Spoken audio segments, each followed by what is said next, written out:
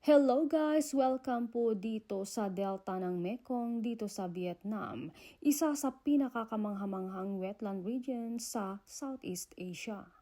Alam nyo ba na dati ang lugar na ito ay tahanan ng Siamese crocodile? Isa itong uri na ngayon ay tinuturing na kritikal na nanganganib. Noong unang panahon, malaya silang gumagala sa mga ilog latian ng delta. Pero dahil sa matinding panghuhuli at pagkasira ng kanilang natural na tirahan, halos hindi na sila makita sa wild ngayon. Sa kasalukuyan, may mga eco-resort at crocodile farms dito sa Vietnam kung saan makikita pa rin ang mga buhaya. Pero karamihan sa kanila ay naalagaan na hindi na sila bahagi ng natural wild population. Ginagawa ito para sa conservation efforts at minsan para rin sa turismo para mas makilala pa ng mga tao ang kahalagahan nila.